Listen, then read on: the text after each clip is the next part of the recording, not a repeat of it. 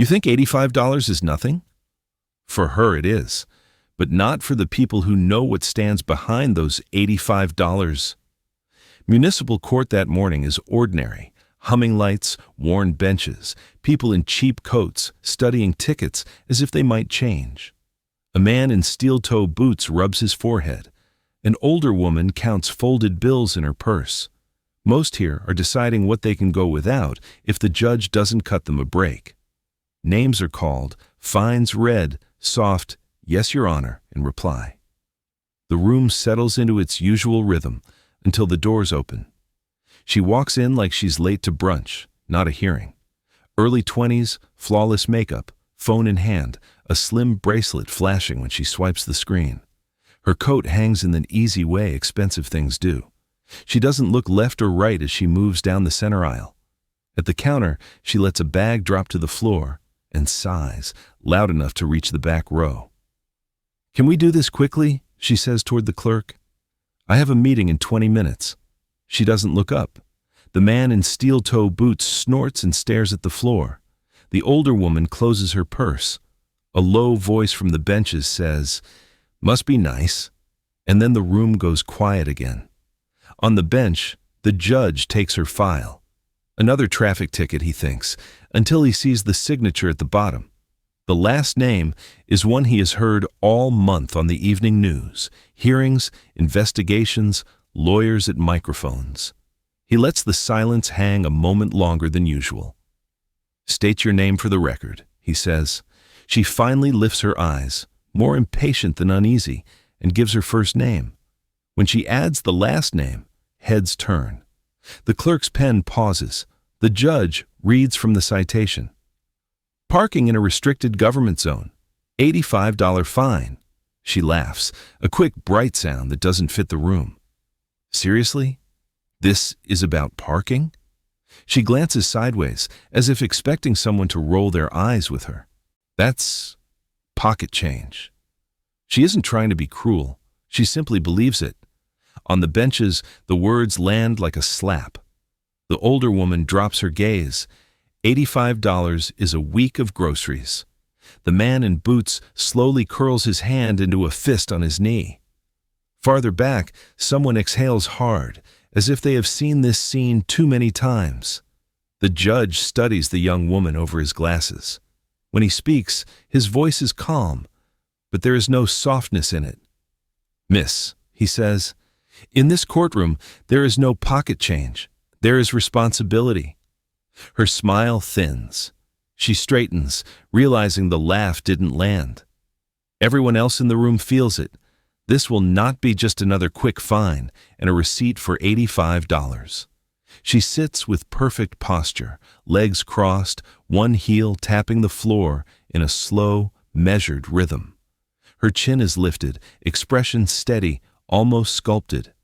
But every few seconds, her fingernail ticks against the edge of her phone, light, sharp, involuntary. It's the kind of gesture people make when they're holding something in, pretending they're above the moment while their nerves tell a different story. The judge adjusts his glasses and looks through the case file again. He's silent long enough that the room leans in. The girl shifts her shoulder and exhales, annoyed. "I honestly thought this would get handled without me," she mutters, not even bothering to lower her voice. "I have actual responsibilities today." A ripple of displeasure moves through the benches, not loud, but unmistakable. Someone in the back shakes their head. A man near the aisle murmurs, "Wish I had her problems." She doesn't notice, or pretends not to. Her background comes into focus not through a monologue, but in glances and whispers. Her last name belongs to a former state congressman who spent the last year dodging allegations of misuse of public funds. Subpoenas, press conferences, statements from attorneys. His face was on local channels almost nightly. The kind of scandal folks in their 60s remember and discuss over the kitchen table with resigned disgust. He kept his seat for years by shaking hands at veterans' breakfasts and church fundraisers. Then, everything cracked. Deals exposed, favors traced, audits triggered. Somehow, through procedural fog and expensive lawyers, He avoided jail. The family withdrew from cameras, but not from luxury. She, the youngest daughter, slid into a curated online world, private events, designer sponsorships, weekend trips documented in glowing photos, marketing major, influencer circles, a life where inconvenience is treated like injustice. And now, she sits in a courtroom where people count dollars before they spend them. When the judge speaks again, he chooses his words carefully. You stated you had more important matters today, yet you're here on a mandatory appearance. Why did you assume you wouldn't need to come? She flips her phone over, screen down, and shrugs. Because I usually don't. My father's office handles these things. There's no arrogance in her tone, just habit. Entitlement so ingrained she doesn't recognize it as such. The judge raises a brow but says nothing. Then he asks, "Does your father know you're here this morning?" The question hits her like a small, invisible blow, barely perceptible but real. She sits still, eyes fixed on the wood grain of the table. When she speaks, the volume drops. It's not his concern. Not defiant, defensive, a half step softer than before. Right then, a woman in her 70s shuffles past the girl's seat to exit the row. Without looking up from her phone, the girl lifts her feet slightly to give space, making sure the woman doesn't trip over her boots. A simple, instinctive act. No theatrics, no performance. The judge notices. So do a few in the gallery. It doesn't match the version of her they've built in their minds over the last 10 minutes. A tiny contradiction that complicates everything. The judge closes her file and says, "Before I move forward, I need clarification on one detail." He turns toward the clerk. "We'll need the surveillance footage from that morning." Chairs creak, papers shift. A hush settles. And in that hush, something uneasy moves across her face. A flicker, quick as a shadow passing over water. Because she knows exactly what the camera recorded. And she knows it wasn't just a parking violation. The courtroom lights dim slightly as the monitor on the wall comes to life. The clerk scrubs through the footage, then pauses it on a wide shot of the government lot. Her car appears, sleek, spotless, idling in a spot marked with bold, stenciled letters. Authorized personnel only. The judge folds his hands. "Play it." The video rolls. The young woman steps out of the driver's seat, swinging her purse over her shoulder. But she isn't alone. A man climbs out of the passenger side, mid-40s, tailored suit, posture crisp like someone accustomed to being invisible and important at the same time. A ripple moves through the room, small but undeniable. The girl's jaw tenses. The footage continues. She hands him her keys, says something quick, and strides toward the sidewalk. The man circles the car, checks the area, then walks after her. The judge leans back. "Miss, earlier you stated you arrived alone." She swallows hard. I was in a hurry. I didn't think—" He cuts her off gently but firmly. "I'm asking whether your statement was inaccurate or intentionally misleading." The phrasing is calm, almost polite. But to an American courtroom ear, it carries weight, an elegant way of asking whether she lied under oath. A heavy silence stretches. Even the hum of the monitor seems to fade. Someone in the gallery whispers, "So she had a driver?" Another mutters, "Then why's she taking the fall?" Her leg stiffens. Her fingers close around her phone as if she might crush it. "It doesn't matter," she says finally, voice sharp around the edges. "This whole thing is nothing. We're talking about parking, not a crime." The judge doesn't raise his voice. He doesn't need to. "When the truth is bent," he says quietly, "it becomes more than parking." She opens her mouth to argue again, but the judge lifts a hand, not to silence her, but to draw everyone's attention to the screen. "Freeze there," he tells the clerk. The man in the suit is leaning through the car window. His hand extends toward her, something pale between his fingertips. A slip of paper? A card? A folded envelope? The grainy image doesn't answer yet. The judge tilts his head, studying it with the patience of someone accustomed to catching what others overlook. "What is he giving you?" he asks. Her response is immediate, desperate in its speed. Don't play it further." The entire room stills. Her voice, stripped of swagger, slices through the air. Every bench, every pair of eyes turns toward her. For the first time all morning, she isn't polished or composed. Something inside her wavers, like a fragile beam exposed after a crash. The judge doesn't comment on her plea. Instead, he says, with soft determination, "We'll review the footage in its entirety." A shudder of quiet anticipation fills the space. She lowers her gaze, and in the tension of her shoulders, the shallow rise of her breath, the courtroom witnesses a truth far more revealing than anything on the video. She is afraid, not of the fine, not of embarrassment, but of what that next few seconds of footage will uncover, about her, about the man beside her, and about the world she's been trying to shield from view. The judge nods to the clerk. "Play it again. Slow it down." The footage rewinds a few seconds, then crawls forward frame by frame. The suited man leans into the car window, his hand emerging with a small rectangular object. The screen freezes precisely as it passes into her grasp. On the monitor, under the courtroom's fluorescent lights, the item becomes unmistakable. Not a note, not a receipt. A state-issued parking credential. Laminated, embossed, bearing the seal of the administration.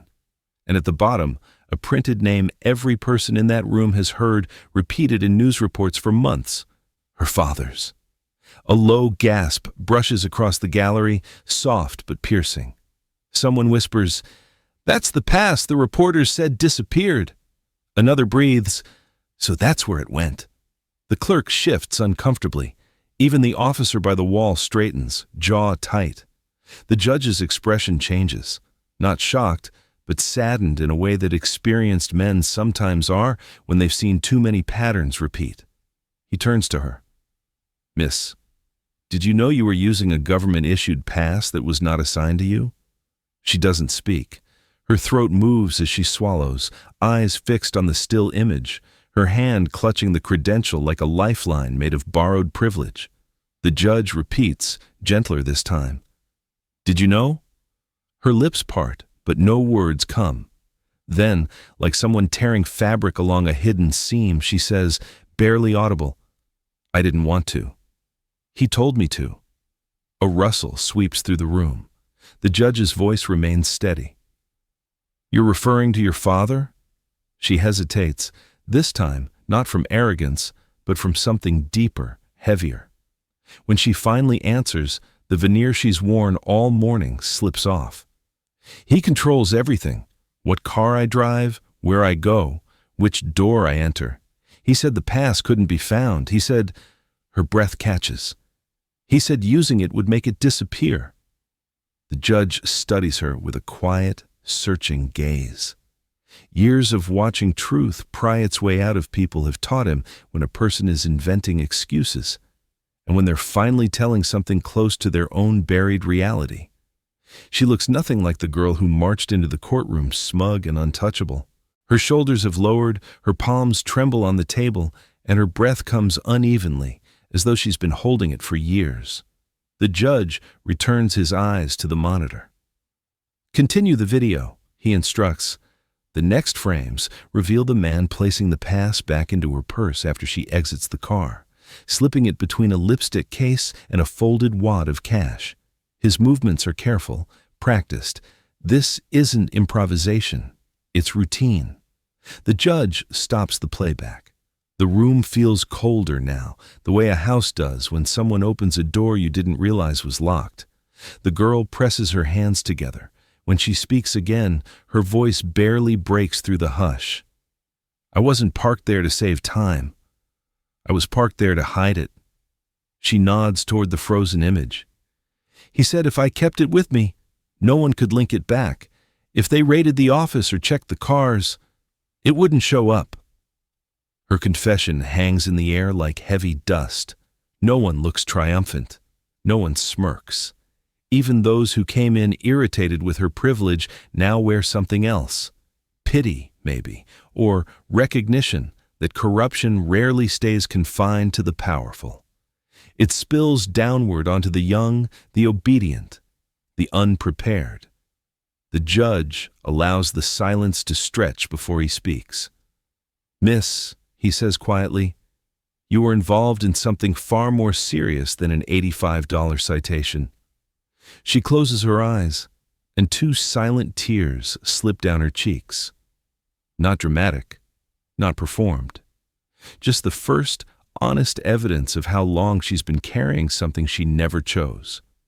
The judge lets the last of her words settle. He doesn't lean forward, doesn't narrow his eyes, doesn't push. Instead, he speaks with a softness that reaches the very edges of the room. "Miss, is today the first time you've spoken plainly?" The question is not an accusation. It's an invitation. A door cracked open. She wipes at one cheek with the back of her hand, embarrassed by her own trembling. "I'm tired," she says quietly. Tired of covering for him. Her voice strengthens, not louder, but steadier. "He used me because I was convenient, because no one would question his daughter handing something off, taking something home, moving something from one car to another. He said it was loyalty. Family loyalty." She pauses. But it wasn't loyalty. It was fear. Those in the gallery who had judged her earlier now sit still, listening with a different kind of attention, one that comes from lived experience. Older men who've seen coworkers lose their jobs protecting the wrong people. Women who've carried family secrets long past the point of breaking. A shared understanding forms silently. The judge steeples his fingers. "Miss, let me tell you something." He doesn't shift into sermon mode. He simply recalls a memory with the cadence of someone who lived it, not rehearsed it. "Years ago," he begins, "I had a young man in this courtroom, barely 20. He lied to protect a relative who was using his paycheck, his name, everything he had. The boy was terrified to speak because he thought telling the truth meant betraying the only parent he had left." He pauses, glancing at her, not to compare, but to connect. He finally admitted what was happening. That moment of honesty exposed a trail of wrongdoing that had been hurting people for years. His truth didn't destroy him. It freed him. The judge's voice lowers, and it put the responsibility where it belonged.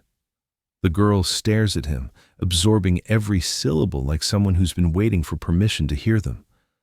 "I don't want to become him," she whispers. "I don't want to live in his shadow, repeating his choices." There is no dramatic sobbing, only a steady stream of tears she doesn't bother to wipe away.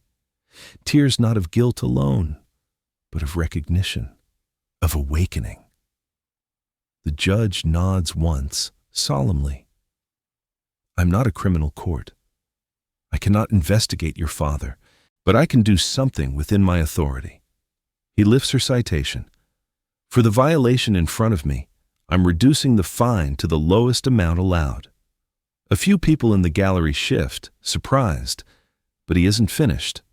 "However," he continues, "I am formally noting in the record that during this hearing, you voluntarily disclosed information potentially relevant to an ongoing state inquiry." The temperature in the room seems to change. It isn't vindictive, it's consequential. Her father's lawyers will read that line. Investigators will read it. The administrative board will read it, and none will be able to sweep it aside. The girl inhales shakily, as if realizing the magnitude of what she's just set in motion. The judge's tone softens again. "Today, you chose honesty over fear. That choice may cost you, but it may also save you." Her shoulders lower, not in defeat, but in release. Behind her, no one claps, no one whispers. The silence is profound, reverent, a silence that says, something truthful happened here, something brave. For the first time that morning, she lifts her head without defensiveness, only fragile dignity, as if discovering it for the first time. She stands slowly, gathering her purse with movements that no longer try to signal superiority. The earlier bravado is gone. Something steadier has taken its place. When she turns toward the exit, her steps are unhurried, measured, thoughtful. Not hesitant from fear, but deliberate, as if each stride helps her understand the weight of what she finally chose to reveal. The door clicks open, letting in the faint buzz of the hallway. She steps through and freezes. A man in a charcoal suit waits against the wall. Not the driver from the footage, someone sharper, colder. A liaison from her father's office, instantly recognizable by the clipped posture and the expression that mistakes intimidation for professionalism. He steps forward, voice low enough that only she can hear. "Your father wants to know," he says, "exactly what you told the judge." His question isn't curiosity. It's surveillance, the continuation of the same pressure she grew up under, quiet, calculated, suffocating. For a moment, she looks at the floor, the way she used to when deflecting her father's demands. Then she lifts her chin. "Tell him," she says, "that I told the truth." The man blinks, visibly caught off guard. "You understand what that means, don't you?" A beat passes. Her answer arrives without tremor. "It means I'm done lying for him." His jaw tightens. A muscle twitches in his cheek. "This will have consequences." She doesn't move, doesn't shrink. "I know," she replies, "but so will what he did." He turns sharply and strides away, already pulling out his phone, already preparing the damage report. She watches him go, not with dread, but with the stillness of someone who has finally stopped running from a shadow. She takes a long breath before heading down the hallway, lighter than she entered, though her future has just become infinitely more complicated. Back inside the courtroom, the next case file rests open on the judge's bench. The clerk calls another name. Someone shuffles forward. Life returns to its usual rhythm, but something lingers in the air, an echo of the truth that just surfaced. The judge signs a document, sets it aside, and takes a moment before speaking again. Not to the room, not to the clerk, just to himself, in a tone worn smooth by decades of witnessing both frailty and courage in ordinary people. "Justice isn't always loud," he murmurs, "and it isn't always quick." He taps the pen once against the wood, but it starts with one honest word. There's no swelling music, no dramatic applause, only the faint scratch of his pen as he finishes the signature on the next file. Outside, the young woman walks toward the sunlight filtering through the glass doors. For the first time in her life, she steps into uncertainty, not as someone shielded by influence, but as someone choosing her own direction, one that may demand more strength than anything she's faced. The story doesn't end when she pushes those doors open. If anything, that's the moment it truly begins.